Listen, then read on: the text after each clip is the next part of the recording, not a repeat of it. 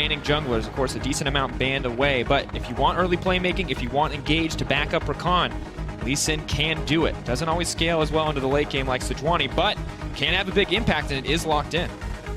So Misfits, their Engage is very much reliant on the Mickey Rakan. It is a decent Engage, very quick, very fast. However, when you look at the front line that both these teams have, G2 is going to be very difficult to get through this. A Cho'Gath, Sejuani, Tahm Kench. And you have to deal with the fact that Ryze is going to be building a lot of shields, and the overheal build that we're expecting on Hyanan. I feel like this team fight composition from G2 is very strong. However, the laning phase from Misfits, especially in the top and the bot lane, are avenues with which they can build these early leads, especially with Max Law on a Lee Sin. We're going to find out, but as we pulled away, Smite was up there for Vladimir. That might be a Summoner's Spellbook, top Vladimir with Smite. We will keep you updated. A lot of innovation coming in here for the Misfits lineup, breaking the trend of what we've seen in other regions thus far. But G2 with some standard meta powerhouse picks. Oh, Dragos, we use the word a lot, but I am nothing but excited right now. We have waited so long to see competitive League of Legends return to Europe, and we've got two of the best teams from last split going up against each other once more. You can't ask for a better way to start off. Once again, rematch of the finals. Best of one, do or die, everything on the line for these guys in their first game. You don't get a second chance. It is not a best of three. You have to come in swinging right off the bat. The G2 mascot is here, getting the crowd excited. This is where the battle for the crown begins.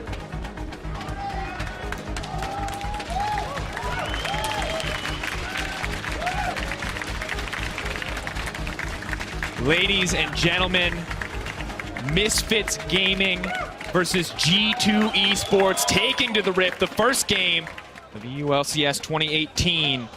And we're doing it old school Western style. Never mind, we're in game, yes! Never mind, we're paused again! It's an emotional roller coaster already. What more can you ask for, folks? Oh, very quick pause. We will get an update for you as soon as we can.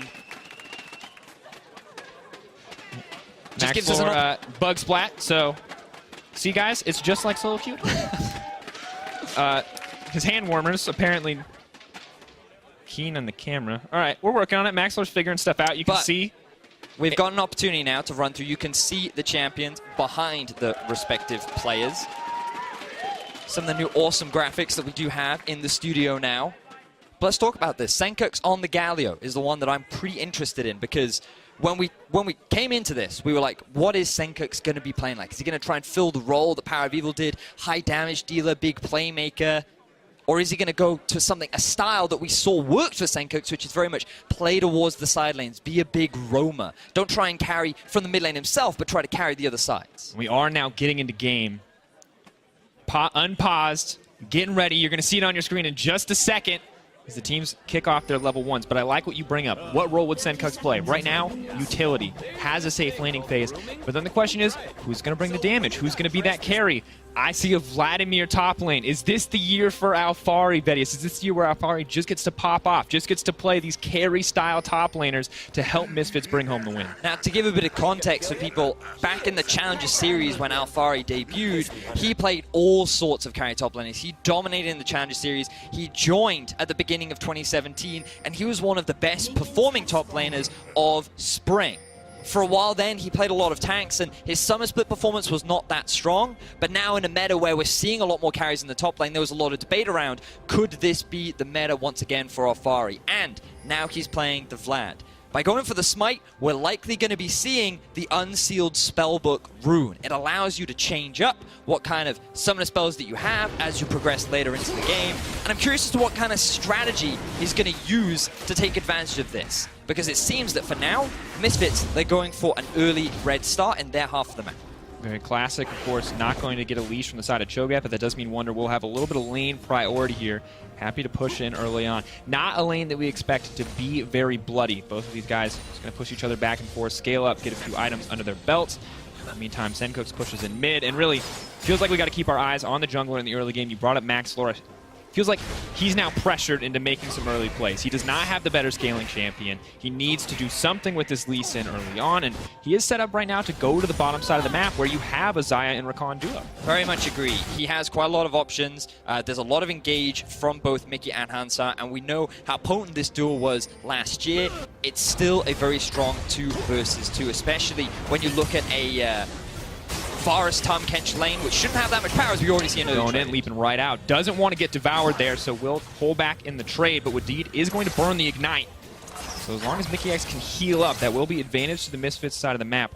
I like that Mickey's already getting aggressive. That's kind of the thing we were wondering about too. Was he going to find a way to be aggressive in this lane? Because Hans Sama has been a more passive AD carry in the past. It's like Mickey's not going to accept that as a standard. As he goes in once again, he may just hop right back out. Just trying to throw a bit of poke down during the laning phase, assert that dominance that we were talking about. We also need to keep our eyes on the pathing of the junglers. You can see Maxlor now cleared both red and blue, working on the Gromp, working towards that level 4 point. But both junglers matching either side. Jankos now heading back towards the bot side, anticipating a potential bot lane early gank. So Jankos trying to path in a way that allows him to prepare for any early shenanigans. Yeah, Maxwell going to pick up the Scuttle Crab. We'll have a bit of the edge here in farm, although a bit more gold over to Jankos rather, as he does manage to get the Krugs. We'll start to invade now, trying to get a little bit more information, a little bit more vision down. It's important that we talk about this matchup, as these guys are kind of expected to be 2 huge candidates in the fight for who's going to be the best, but Perk's not going to have any of that. Not worried about the gank. Nice sidestep on the taunt, is able to just walk it off. Yeah, I mean, you talk to Maxlor, and he is a very confident individual. He believes that right now, a lot of the European junglers can't compete with some of the international junglers that he went up against at Worlds, and he feels that over the next year, his goal is to reach up there. His goal is to climb, and being the best in Europe should just be a piece of cake for him. And when you look at Jankos, statistically, he is just one of the best junglers. He has been for a while, and that's where you look at these two and you think, these two are definitely going to be the 2 big contenders early on that are fighting for that spot. See if anyone else rises as we get further into the split, but for now, all eyes on Maxlor and Jankos. And of course, still that passive early game. Jankos is moving into the jungle. If he can get vision down on Maxlor, it'll do an even better job just denying any early aggression. So proactive jungle pathing is definitely paying off, on top of some nice sidesteps from Perks in the mid lane. All in on the bottom side. Ignite now burned onto Wadid. Mickey X is looking for the all-in. Has to burn the thick skin. Goes incredibly low. Gets the pots back from the inspiration tree, so might be okay. We've also got to talk about the fact that it looks like Hans Summer is running press the attack, and this is very different from what we typically see from many AD carries across the world, because it's all about that overheal build. You can see it on the side of Hyanan and Wadid, running the double relic shield, which gives you a lot of sustain, but also it gives you a lot of shielding in lane. It's very safe, it's very defensive. Whereas Hans Summer, Doran's Blade start, all about trying to snowball that early game, and with press the attack that gives you all that extra damage, it just really amplifies that all in power. And no Hourglass either. No biscuits in the inventory, so we know he's stayed away from the inspiration tree, so going all out aggressive to try to bring this home. You can now see the keystones on your screen as they are brought up. You can see Unsealed Spellbook, important one to note. But overall, very aggressive, very different AD carry build coming in from Hans Sama. Hjarn and Wadid kind of keeping it standard, keeping us in the meta. The Spellbook on Tom Kench, a little different. Maxlor going to try to find entry here. Jankos trading back evenly, though. Not going to find the stun in the end. However, Maxlor using the early game advantage and the pressure from Sencooks to start invading. I also want to take this opportunity, as we're talking about all the changes in runes and item builds. Note the early Spell Thief's Edge onto Alfari. You might think this is a little odd for a mana-less champion to be building what seems to be a mana-helpful item. Largely, you want to upgrade it because of the advantages that you get from it. It's very effective at generating gold because you harass with the Q and the E in lane. You get a bit of extra gold every time you hit your opponent. But also, once you complete the quest, you get an insane movement speed buff that really helps you stick to target. I think he's still going aggressive. Wadid's going to pop the thick skin. That means he's going to be incredibly low. 1 Q, 1 Sonic Wave connects from Maxlor. It will be First Blood. Leaping forward, trying to secure it. Galio's on the way in to back up the play, but nothing's going to land. Wadid should be taken down. A nice body block from Jankos. Those keeping alive. First Blood comes in as Sencooks. He's just trapped in no man's land. G2 are going to fire back. Love the play from Misfits to try and invest into the bottom lane. This is what we wanted to see in Champions Select. The setup was perfect, what did was low, but the execution was not quite on the ball. Senkux utilizing that Galio to move towards the bot side, take advantage of his level 6 mark, try and get this early lead. But fortunately for G2, Jankos was around and Perks was very quick to teleport. So we can see here, Wadid, he takes a pretty bad trade. He's too far up in the lane, gets chunked out, now he's super low. Perfect setup for Misfits. Now, keep your eyes as well on the minimap because you can see Jankos coming in from the side. Maxwell, he misses everything. Isn't able to get the execution. Senkux has to overcommit and can't change his target. The rest of Misfits are forced away from the tower because of the aggro, and now Senkux is left for dead as Perks TPs in and cleans it. And not clear if that Sonic Wave was a misclick or if trying to catch Hjarn and juking to take out the Varus instead, but either way, not connecting. Massive misstep there. I mean, let's not sugarcoat. That was awful from Maxwell, right? I understand he used the ward to close the gap, and then he initiates with the E to get the slow. Then his Q went completely the opposite direction. Not what you want to be seeing on your first day return, especially with the hype that is surrounding him. But again, more aggression down in the bottom. Maybe a bit of stage nerves, but he's feeling a lot more confident. Comes back with a full health bar. Knows Mickey X can't be quite as confident as he gets a little bit more health, a little more tanky items under his belt. Jankos there as well makes it pretty easy for them to get aggressive. Level 6 for both junglers could be a big catalyst for action. Hard to take down a Galio. It looks like where Jankos is going to put his attention regardless. Talked about the jungle mid synergy. So far Jankos has been absolutely everywhere though. So it hasn't really been about supporting any one lane in particular, instead just making sure that his lanes can get through the early game safely against the almost unchecked aggression of Misfits. Now there's no teleport on Wonder, but it is coming up very soon, and they know that Alfari cannot join. We didn't see him use the smite for that much, other than a bit of a help with Max Law in terms of the early clear. So now he's just reverted back to what we would typically see from the Vladimir up in the top, but it does give G2 an opportunity to try and make a bot side play. They were trying to set up for it and make that sort of move. Instead, though, they don't feel confident given the setup and positioning of the enemy bot lane of Misfits. As we approach the 9-minute mark, gold just about dead even. Decent advantage for Misfits and Han Sama on the bottom side of the mid lane. Pretty well in the favor of Perks. Top lane quite even. And junglers about the same on CS. Another pause does come out here. It looks like it's coming from the G2 side. But it's interesting now, the Han Sama AD carry build especially surprised me because I feel like it was universally accepted from what we had seen in international leagues that you want stopwatch, you want free boots. You want it every game just about regardless of who you are. But he's priding himself on that early aggression. The sad news is, if you're on the side of Misfits, it hasn't amounted to much yet, and I'm wondering how well this is actually going to snowball later in the game because stopwatch leads to some pretty clutch plays in critical situations, and is this domination secondary actually going to work out for him? So I think the important thing to remember is the main thing about overheal in lane is it is very valuable in terms of the laning phase. It gives you a lot of valuable sustain. The additional movement speed that you get helps a lot in just disengaging from the aggression of the enemy. But at the same time, later on into the game, aside from that small movement speed boost, overheal doesn't offer a huge amount, the fleet footwork does not offer a huge amount of value. Obviously the sustain is great, but when you compare it to the damage, which is ideally what you want from the AD carry, press the attack is incredibly strong. So in terms of these mid to late game fights, I'm looking at Hansama to be actually one of the bigger damage dealers, and I think that he can do a lot as the game progresses. If my information is right on the runes, it looks like he's actually taking Presence of Mind. If you don't remember this, this is the Toxic Kassadin rune that gives him unlimited mana every time he gets a kill or levels up and he gets to ult you 8 million times. Not quite sure how effective it is on Xayah, though. Maybe just looking to unleash as much damage as possible in a fight.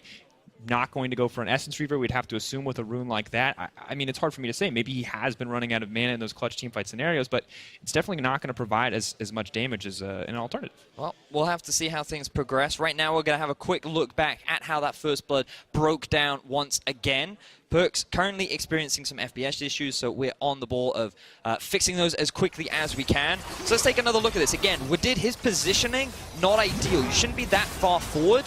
And to look at the positioning of Maxon, again, we want to watch this because is it just a slight misclick? He may have been aiming for Hjarnan and relying on Senkux to get the kill onto Wadid. That could have been the plan, and instead he just slightly misses the Q. I can give him the benefit of the doubt for that, but still, landing that Q is crucial in order for this dive to succeed, and I feel like the Misfits, their execution, just a little bit off the mark of what they wanted. But if they had successfully gotten 2 kills here and been able to get away without losing any members, that's the ideal start that Misfits want to make happen. Yeah, first game, you can expect a little bit of jitters coming back on the big stage. It has been a while. Players locked in scrims, a little more comfortable from home for sure, but now the pressure is on. Can't afford to make small mistakes, but like you said, it's not the end of the world. Still plenty of time for them to come into this. We know Sejuani will scale better, but both teams are pretty well equipped as we move later into the game. Now the question is, who's going to make the first big play? Who's going to take advantage of the lane pressure that they've gathered, the CS lead that they've managed to build for themselves to make something happen? Lee Sin and Sejuani, both with ultimate, can go anywhere as necessary. Don't expect a whole lot from Vladimir quite yet, however, but he has finished the Frost Queen's claim. He may be able to run down a target if left alone.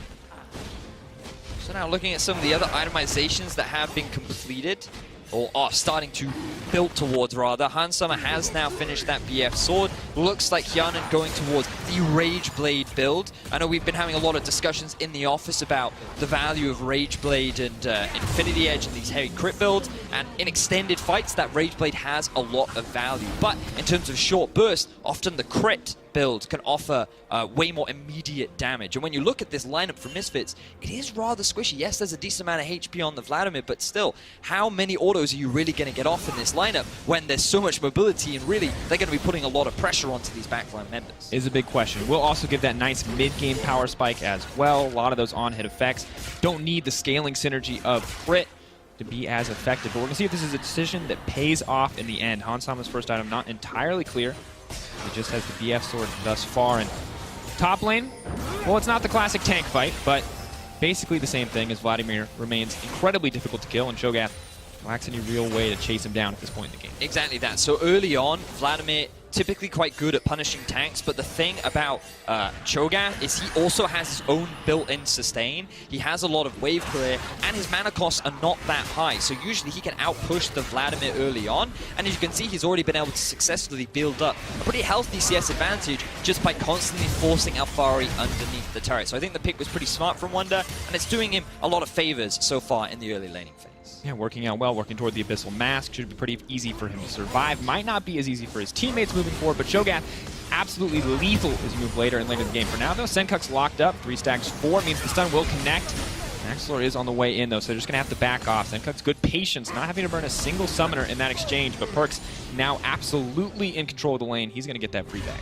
And while the rhyme is still ever present in the memories of many people for Perkz' rise, it is actually one of his best performing mid laners. We did see the side move earlier on that talked about his recent win record, and so far he's having a great game on the champion. The changes to runes mean that it's actually much easier to play as well yourself, because you don't need to build those weird mana rune page setup with the weird masteries. You can just go towards what looks like the inspiration tree, build a bit of sorcery in there too, and you have a lot of flexibility in changing how you want to play your laning phase, and later on, building that teleport, which is currently... And of course, you get the wonderful, arguably broken interaction of Ryze ulti with Stopwatch. Very true. Where you can save anyone and anything from a gank, because the only way to stop Ryze from teleporting is to CC Ryze, and when he's golden, doesn't matter if you CC his friends, they get out too. So, see how Perkz wants to use that escape. Nice to have a get out of jail free card in the early game. Now, I'm looking at these item builds once again because I noticed the double Abyssal Mask. Now, it makes sense on these two champions. They synergize very nicely with the items.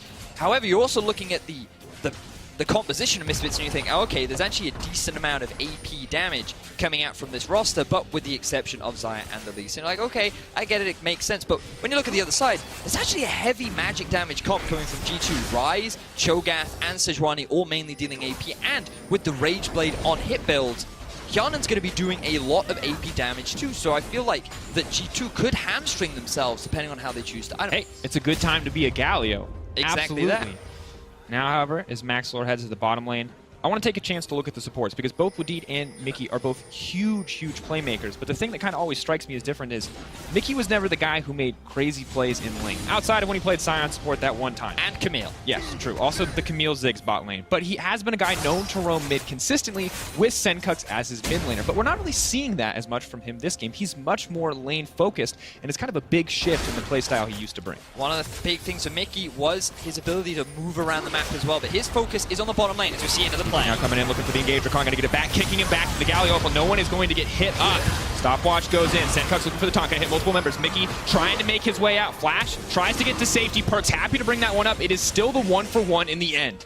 Everybody ends up down into the bottom lane. The stopwatch is coming into effect as both teams walk away with only a single kill.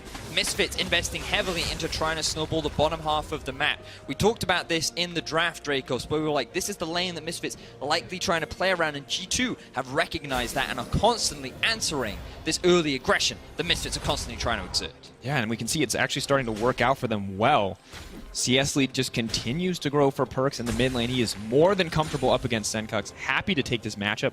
Meanwhile, Wonder on the top side of the map also doing very well against the Vladimir. So while they are just going even over and over again, G2 are actually the ones who are grinding out an advantage here, and this is big because when we look at it, once again, this team kind of reliant on a Wombo comp on the side of Misfits, and you can see when it doesn't work, it really doesn't work. Now this time Maxwell's able to properly set up the dive. However, again, Jankos is in position to answer. Great kick into the charm. However, a very quick stopwatch comes in to buy enough time to allow them to get the turnaround onto Mickey, who ends up being on the wrong side of the turret. So unfortunately for Misfits, once again, a dive doesn't quite go the way they wanted. Yes, they walk away with a 1-for-1, but they need to be snowballing these bigger advantages if they want to try and get ahead enough before these big team fights. And you just have to assume that that's not the intended result, right? They're looking for 2-for-1s, they're looking to get a tower off the back of it, they're looking to open up the map and the game with this composition that, you know, Galio wants to be able to ult into fights like this, but it's just not working. The Ryze, the Tahm Kench, it's so easy for them to deny these kind of engages, and you have to wonder if Misfits are starting to regret giving away picks like the Tahm Kench. Well, there's still plenty of the game left to go. It looks like that first tower will go in favor of Misfits, so they'll be able to close that gold gap, even with G2 in a slight lead. I believe a lot of that is coming from the farm difference, given that Senkux has spent a lot of time trying to roam bot, and Alfari, early laning phase, has been a bit of a struggle for him. Good patience. Jankos isn't that close to bottom lane. They have a lot of potential burst damage here if they want to go in, but they have to wait for the Tahm Kench to burn Devour. Not going to happen. Jankos is close enough, and they spot him out, so they're not going to take the risk to all in on the bottom side. Now Misfits back off. May have to give up their own tower as well. Maxlor's there to defend, but with 3 members strong on the bottom side for G2, they're going to be in a bit of a tough spot. Ocean Drake on the board. Didn't even notice that Misfits had in fact taken the Mountain Drake earlier on, likely after the dive that happened towards the bottom side of G2, so the second Drake of the game available. Right now, G2 investing a lot of vision towards that side of the map as Perkz has his eyes set on this turret. So I imagine Misfits happy to take this trade as Alfari once again gets forced away from the tower. Yeah, and Wonder, absolutely not someone you want to mess with. It's just, you're not going to kill him. If you are, it's going to take far, far, far too long, and if he silences you at the right time, you're not going to have any options for counterplay, but Misfits striking back with the Drake of their own. Garden with Deed waiting in the wings, but Maxwell will smite for the secure. 2 dragons over to the side of Misfits, but it's costing them a bit as they're about 2k gold down 16 minutes into the game. And I want to use this as a quick opportunity to remind viewers at home that the format has changed from best of 3 to best of 1. This will decide who ends up taking home the game and contribute a lot towards the later season, but it is obviously very early on. But that slight change means that these single games do matter a lot, and you can see that both teams showing a lot of patience, showing a lot of respect, but you would imagine that the time is starting to tick for Misfits. Things are starting to look a little scary as the game progresses into its mid-game stage. And of course, they still have the Vladimir, they still have the Xayah, a lot of late-game damage potential, but it is going to be so hard to get through a Cho'Gath, to get through a Sejuani in the late game, and yes, Xayah can protect herself to a certain degree, but once CC lands, takes out one of these carries, very easy for G2 to clean up a fight, because Cho'Gath, beautifully designed champion, is both a tank and a massive damage threat in the late game. You've also got to run the risk of Baron as well. Remember the power that Cho'Gath has around that objective. G2, they just group up around that area. They send Cho'Gath off onto a side lane, or even the Ryze off to a side lane, and they say, okay, come fight us, or we're going to take this objective and we're going to take it quickly. And then they literally force Misfits into a lose-lose situation, which is why the onus is on them to try and make these early game plays. While they have been proactive, we've seen them try and play towards the strategy that they had in place with their draft. G2 have constantly found the answer. And we wondered what kind of G2 we would see coming into the split. If we would see the return to the original G2, Trick and Perkz, mid lane jungle synergy, carry it home every single game. Instead, we're still seeing a very controlled G2. Slow and steady wins the race, taking just each objective that they can. And now with the free Rift Herald to back them up, you see a 2k gold lead, probably going to turn into 3k. Rift Herald usually guaranteeing a follow-up tower. Everything looking very solid. I gotta be honest, both teams looking very strong from what we've seen so far, and their ability to play towards their win conditions. As G2 now setting up the rift hold towards the mid lane as the rest group up towards top to try and get themselves a bit of a tower back. There you go. Not quite 3K, but starting to build. Senkux gonna 1v1 the Rift Herald. Not the most thrilling, Gargoyle versus Void Creature, but we'll stop from taking another tower. We'll stop from pushing down the lane. He's going to try to regain pressure, but the bot lane rather has now been reassigned to the mid lane. G2 want to keep these towers falling. Perk's now sent down to the bottom side of the map, and I think he can be pretty confident that no one is going to be able to take him down, although we'll have to see how far he feels about that. Every teleport is up, but G2 looking to take the final outer tower. Misfits feel kind of limited. You can see both Hansama and Mickey just hanging around the river, not really sure where to go. They've now decided to group up mid, maybe play towards that mid tower, but G2 already a step ahead. Yarn and Anwadid in place to answer this push, and they're the ones with control over the vast majority of the map right now. And a lot of people were expecting an explosive rematch. Well, there comes a short initiation there. Alt traded for alt. Not explosive, Vedius. Slow and steady, calculated moves coming in from G2, and right now they are just outplaying the side of Misfits. Maxwell wanted to have an early game impact, didn't really. Trading 1-for-1 back and forth, and now G2 comfortably in the driver's seat. Alfari forced into this tower, not in a good spot to respond to this rise. You see the Abyssal Mass coming out, and that means that pretty difficult for Alfari to get any kind of damage in up against Perks. And look at how defensive Alfari is playing right now. He is not confident that he can win a trade out against Perks. He's also paranoid about the lack of vision that he has, especially when you look at all the blue wards that are sitting in the bottom half of Misfits jungle. So much control is spent around the bottom side of the map to give Perks the safety and confidence that he can play this far up. And right now, G2, they have all three lanes pushing. They have so much control over the map. Now they're making a TP play bot.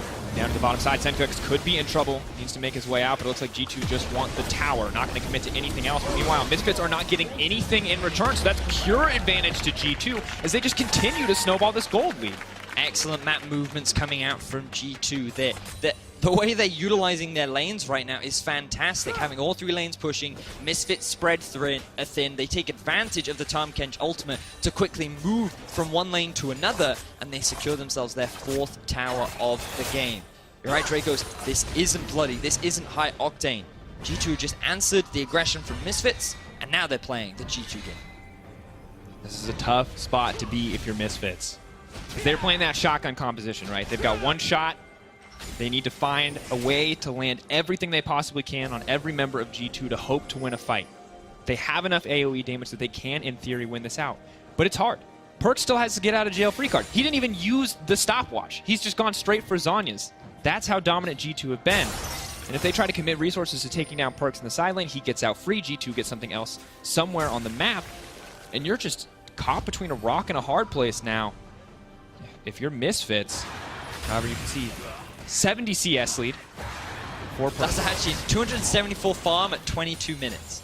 That's pretty nuts. That is insanely efficient farming, especially considering he's made 2 TP plays bot as well. Perks is playing excellently right now. He has swapped over to the Ghost, playing more towards now the mid and late game fights where he's going to want those second summoner spells. Especially with the Baron now becoming a big objective for both these teams to play around. G2 are going to be the main ones having control and the setup. And Misfits, really they're going to look to either try and find a pick or maybe turn the Baron against G2. But again, this team fight comp of G2 looking very strong. Kiek's going to find the engage though. Galio looking for the follow-up. Ludin's going to make his way out. Not going to save the team. They're finding the disengage. Maxwell has to leap in to try to make it to safety. And ult is going to connect on the backside. Senkux landing the taunt on 2. Jarnik could be in trouble. Hansama moving forward, looking to get some damage down. Maxlor going to kick back. That's 1, that's 2 for the AD carry on the side of Misfits. And they're firing back in this game. Perks goes golden. He's going to get out for free, but the team lost so much. Misfits finally find a successful fight. They get the 2 for 0. G2, they get caught unaware. The TP from Wonder was so late. If he had joined the fight, perhaps they could have swung it in their favor, but G2 could not keep Yarn alive, and now the Baron being silenced. If they get this Baron, they're right back to even. The advantage that G2 has been building is going to start to fade. Alfari moving forward. Mickey X is fearless. He's once again on the front line. Cleanses out. Hansama, the main damage dealer, and Senkux to the flank. Perks has to flash to safety. Wonder just going to knock down, though. He's happy to take a bite out of that. jungler. And now both sides are backing off. G2 weren't looking for the fight one, but they might now because Perks does so much damage. Wonder with the flash forward. That's a golden Cho'Gath. League of stopwatches, but Mickey knows the timing, and it is enough to get the 1-for-1 back. Now pulling backwards, Senkux once again with the 3-man taunt. That's the eulogy though, baby. G2 bringing it back. This front line is just too strong from G2 with Jankos, Wonder, and Perks. With one of the main damage dealers dead for G2, they're still able to win a 3 versus 5.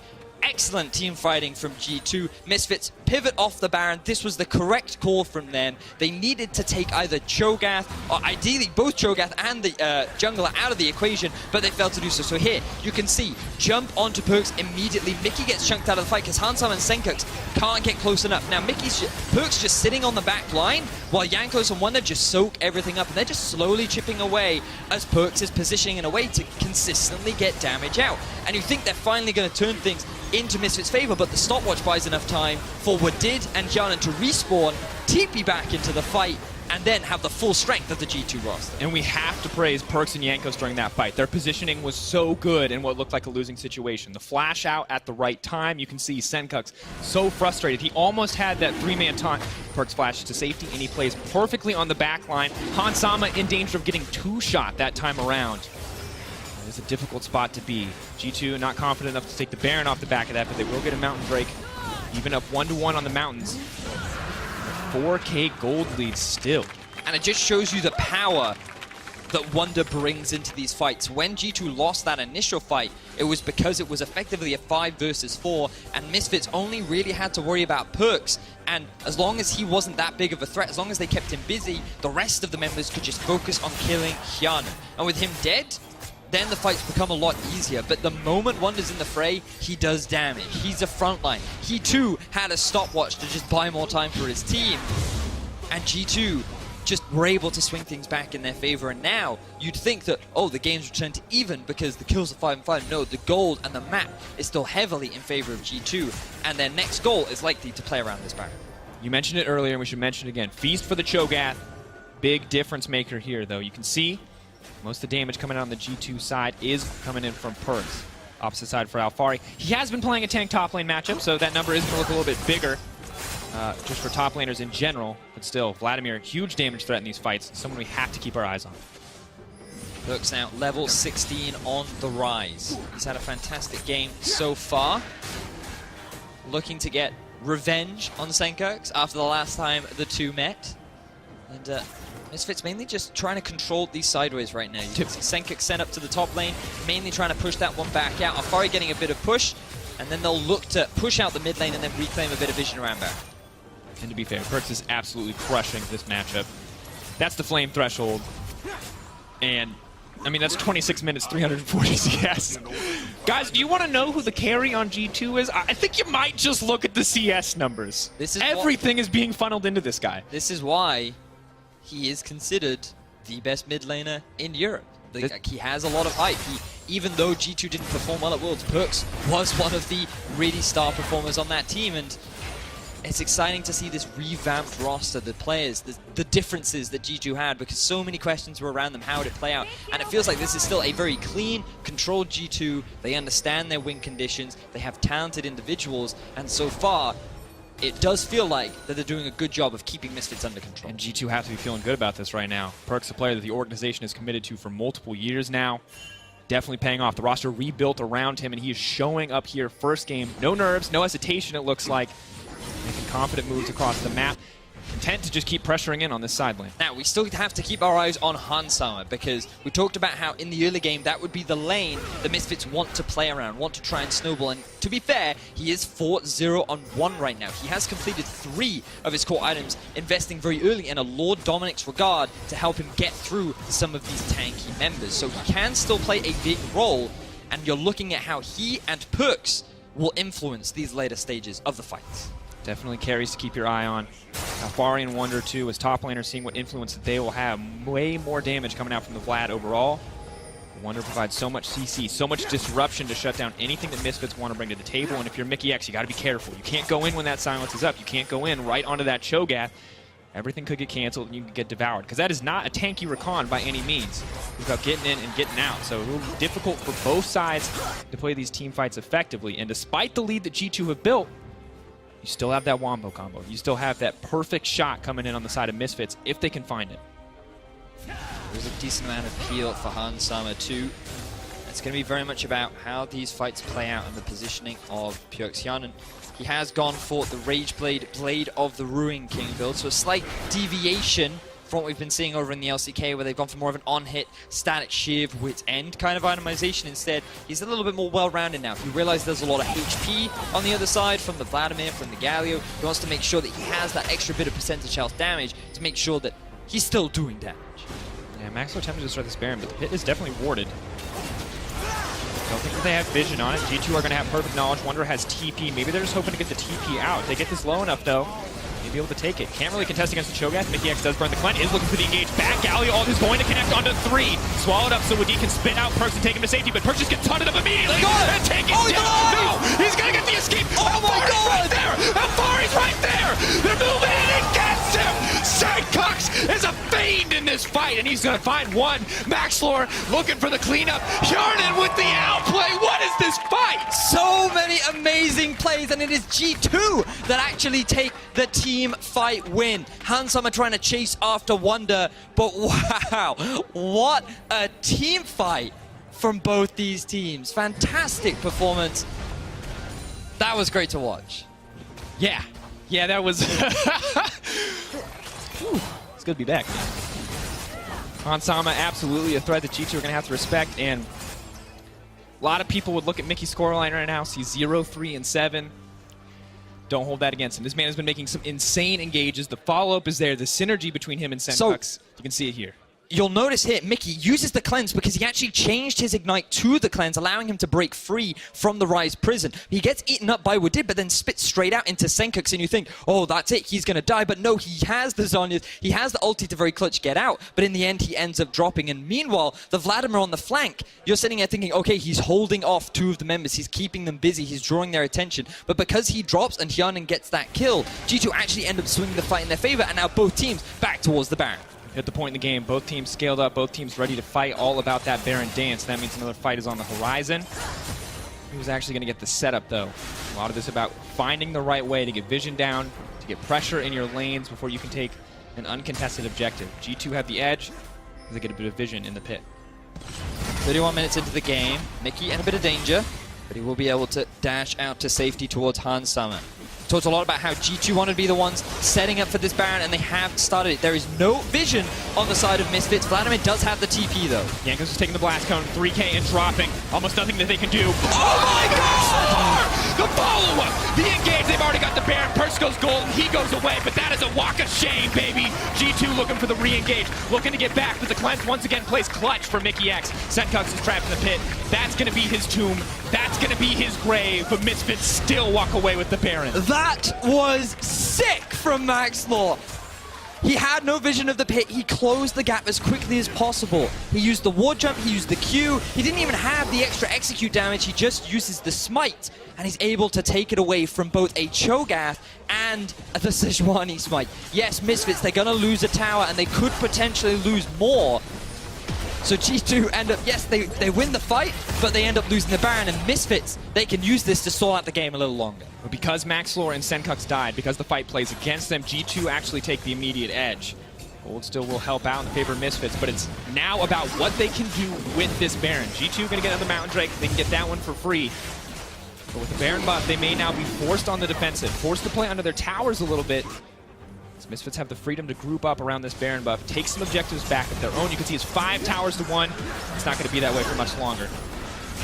I gotta say, this swap to cleanse from Mickey, doing him so many favors right now. Every time he tries to initiate a fight, Perks tries to root him up, instant cleanse, instant engage. Really smart adaptation coming out from the support of Misfits, and it's working out wonders. Give a bit of inspiration for you players at home. So let's have a look at this steal.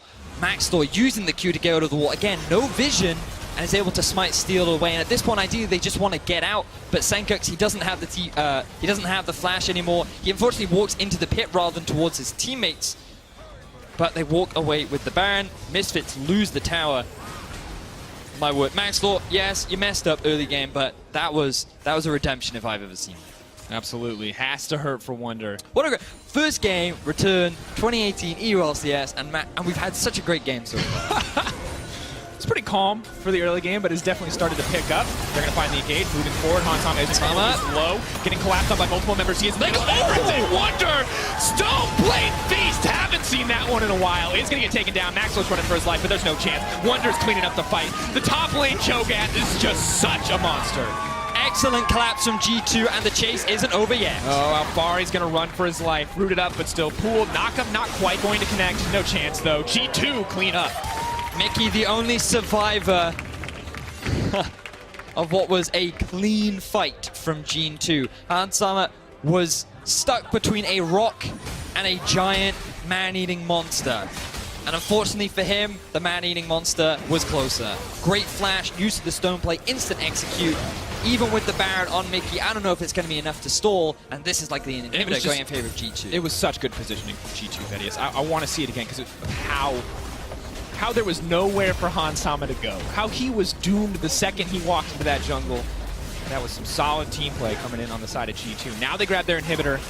The first very large advantage of the game, backed up by their massive gold lead. If this is anything like the old G2, it should be that clean closeout we've come to know. But I can't imagine Misfits are going to be content with that. Well, their composition is getting harder and harder to play, and you saw how Hansama, he is the big damage dealer. He's doing his best to survive, but if Misfits are the ones setting up in those choke point kind of areas, they don't get the freedom for Hansama to move. Let's have a look-see. So Misfits just clearing out vision in the enemy jungle, and then Jankos just chooses to force a fight, and then immediately with the righteous glory from Wonder, they just run up through mid lane and go for the collapse. Smart decision making there from G2, knowing that this was a great opportunity for them to fight. And Misfits, I feel like that they didn't really respect the engage power that G2 had. And this is the confidence you like to see in a roster that is newly formed, because there's a Galio, there's a Vladimir waiting to come in that fight. If you do not kill Hansama, if you do not kill someone before they join, that fight could turn against you instantly. G2, the confidence there to just pull the trigger. Jankos, exactly what G2 fans wanted to see from him. That was a lot of damage coming out from Jankos. These late game fights really allowing him to strut his stuff to 0-10 right now in this game. And both these teams, they have shown some impressive stuff in this game. This is exactly how you want to start off the EU LCS. And right now, you would imagine that it is G2's game to lose. We talked a lot about how G2 have the better scaling composition, how once we hit the 20-minute mark, it was G2 controlling the majority of the map, but we've seen a lot of great things from Misfits in the Baron steal, the positioning from Hansama, the flanking from Alfari.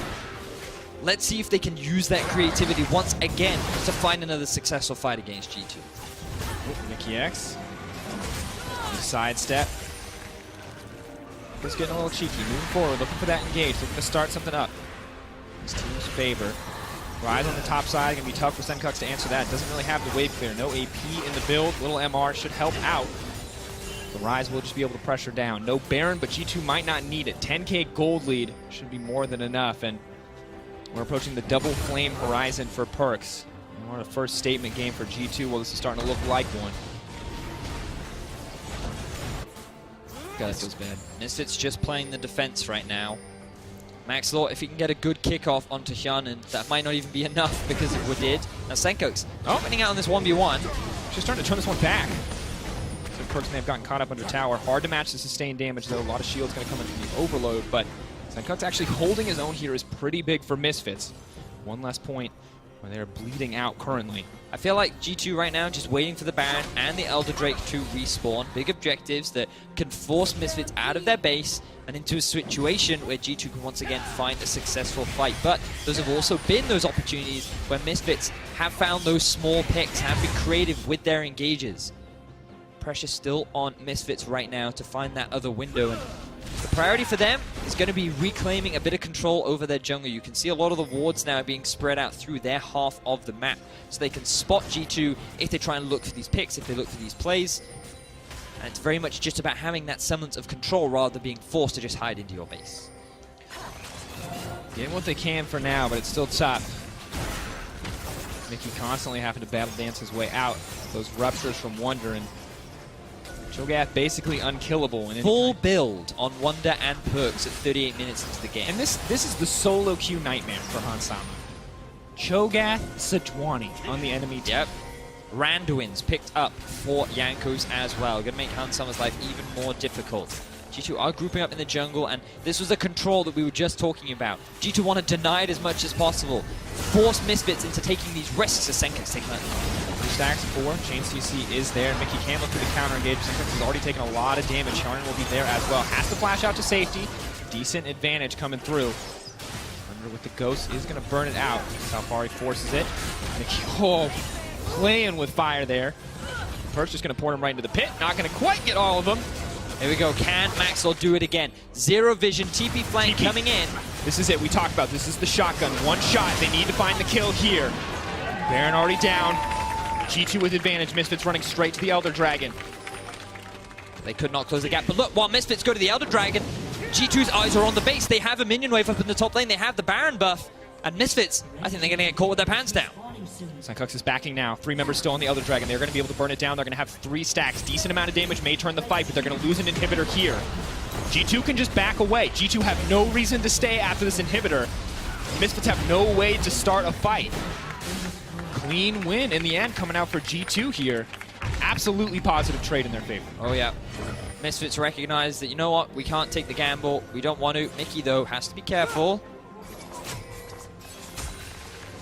Hope the team can stay together for the Misfits fans. Senkux in trouble here, walks back, manages to taunt too. Hansama uncontested on the backside, dishing out a little bit of damage, but Senkux is going to drop. That's massive. 4v5, not what Misfits want whatsoever. Afari flashing to safety, but lead in G2 right to the exposed inhibitor.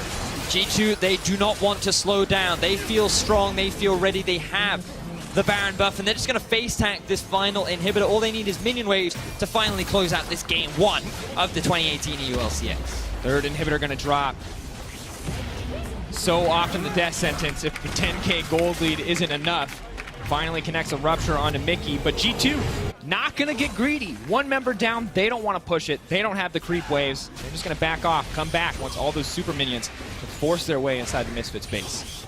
G2, the second half of this game has been very clean from them. After the Baron was stolen, you'd think, oh, maybe Misfits can stall, maybe this is the comeback.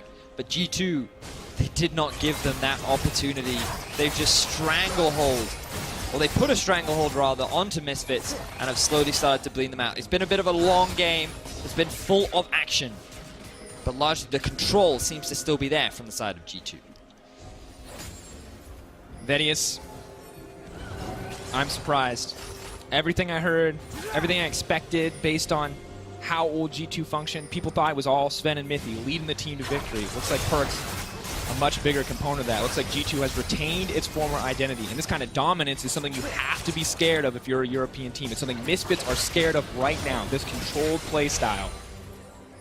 We've seen Misfits come back from clutch scenarios, but Perks is on that side lane. I don't think Alfari wants this fight. Moving in on Wonder, slowly chipping him down, but Perks is just going to push in a wave on the top side. Misfits have to respond. They're running down the mid lane. Perks will end the game. Question mark ping coming in from G2. Not sure what Misfits are doing. Did. Tom Kench is here as well. Move it in. Is this the game? Senkux going forward. I think this is it, Vedius. Style points with the quick escape. Senkux still going to try to find the taunt. That's the lockup. G2, have they overstated this fight? It's a little bit split here as Maxlor is on the backside. Final fight could decide everything. Hansama is so incredibly low, but he does back off. He is healing up. Maxlor lands the multi-man kick. Alfari going to need to find the re-engage, but he has no ultimate available. Goes golden. Has a brief moment of pause, but gets immediately knocked up and taken out. That's the killing spree for Jankos. That's the cleanup for G2, and it's going to be their first win in the spring season.